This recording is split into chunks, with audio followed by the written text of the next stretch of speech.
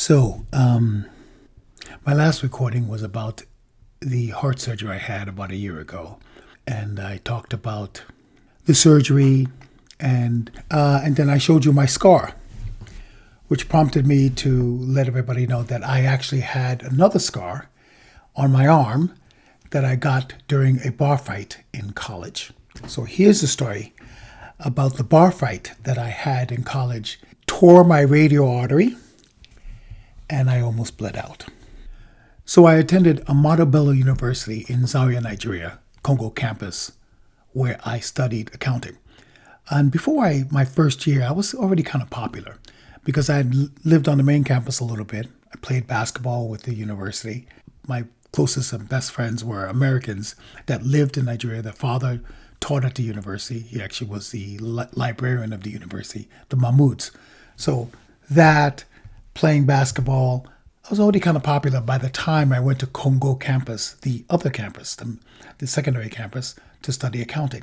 So I was approached by a couple of the in-crowd guys who wanted to start a nightclub. They wanted to start a nightclub in the adjacent hotel to the campus. Every weekend we'd get together, get some money together, rent out the hall and the space, get drinks, get a DJ, put some money together, charge people to come.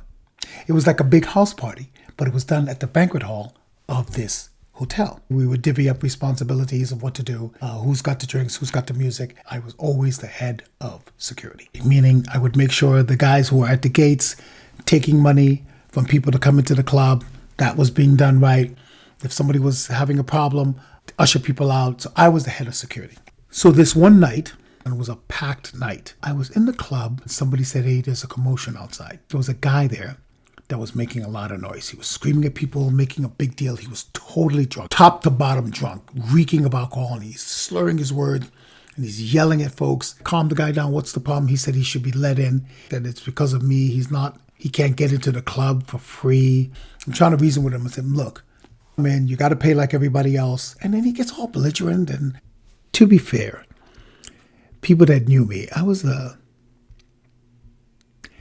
bit of a hothead. I can actually hear the people who knew me back then laughing and saying, "Hothead is an understatement." So the guy gets really belligerent. And then I think he tries to fight me and I just lose it. I literally grabbed him. I picked him up over my head. This is a true story. I know people are going to think it's weird, but I picked him up over my head. And there was this fountain. I picked him up and I was literally about to chuck him into that fountain. And people grabbed me, they grabbed him. It was this huge thing. Everybody pulled me off of him and I was telling him to get out of here. I started cursing him out. And people were pulling me off and, it became this big scrum. So somebody pulled me off and they said, "Go, go, go." The guys at the front were like, "Go upstairs, go back into the club. We're not going to let the guy in." I walk up the stairs and I hear a bottle smash. And literally, people just, like everybody just ran. Like everybody quickly ran and just turned around to see what was going on. And I turn around and the drunk guy, the guy that I almost threw in the fountain, has the snout of a beer bottle. So he broke the beer bottle, and the beer bottle's got the little thing. He broke the beer bottle, he had that little extra piece at the top. And he's cursing at me in Hausa, which is the northern language, was the language of the area at the time. Cursing me out, and he's doing like this. And I'm just looking at him, and he is on the bottom near the entrance. I'm up on the stairs like this. He's over here. And he's just kind of yelling at me, doing like this. And he flicks the snout, the broken off snout, jagged edged. And it comes straight at me. And my arms are down by my side. And it hits me in the hand. And I remember it like it happened last night. Hits me in the hand and my hand flings back up. And when it flings up, I remember vividly, as it flung up, it was almost like Spider-Man when he shoots his web and it comes out from his wrist. I saw blood squirt out that direction. I don't know if previously I knew this or I read this, but I read somewhere about somebody tearing an artery and every time the heart pumped, blood was spurt. I don't know why. At that moment when my hand went back and I saw the blood go, I knew exactly what happened. This guy, the bottle has ripped something in my hand, ripped an artery, and what I'm seeing is my body pumping out blood. So as my hand goes back, I see the blood pump out, and I see my skin is torn as if as if it was torn by an animal, like it was jagged and ripped. And I just brought my hand back and I grabbed it, and I could feel the blood pulsing into my hand, pumping into my hand. And I realized that I needed to tie a tourniquet or something on my hand to stop the bleeding. So I threw my hand up in the air and I ran up the stairs with my hand, and blood is just pumping into my hand, all down my, like pumping. So I ran upstairs. I was running upstairs. I was like, I need somebody to tie something. I need somebody to tie something. I kept saying that, but there was commotion. People were running all over the place. There was commotion downstairs. The blood's pumping into my hand. And just then, a guy comes out of the club. And the guy that comes out of the club is a classmate of mine. His name was Ilyasu Sani. And we called him Masses. I don't know why that was his nickname. He was one of the coolest dudes everybody knew. And he was always very mellow, very cool. Masses. He's just a real cool dude. So I'm holding my arm like this. I pass my play cousins, my best friends. They're freaking out. Blood is just literally. And I said, I need to tie something around my hand.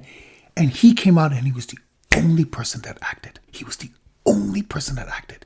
He looked at me, said, what? And I saw somebody next to him standing, and he had a sweater around his neck. So I know you people are wondering, why would he have a sweater in Africa? In the northern Nigeria, there's this thing called Hamatan. And Hamatan is when the northern Sahara winds blow and they kick up dust from the Sahara Desert, and it goes up into the atmosphere. And it goes up into the atmosphere, blocking out a lot of the rays of the sun during the day. The area gets cold, and northern Nigeria is very close to the desert. So the Hamatan, which coincidentally is during the winter months here in the United States, it gets quite cold. You'll get dust on your eyebrows, on your hair, on your mustache, on your clothes. So in the Hamatan months, it can get really cold at night. So I'm yelling. I said, grab his sweater. Masses ripped the sweater off this guy's neck so fast that he said he got burned. He felt burnt on his neck. That Masses ripped it off his neck so fast and started to tie it around my hand. I moved my hand and blood went.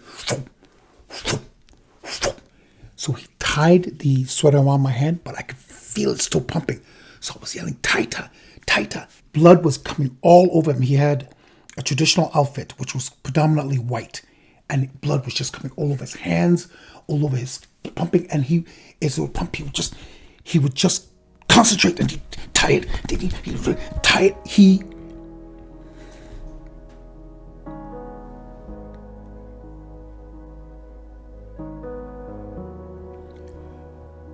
He saved my life.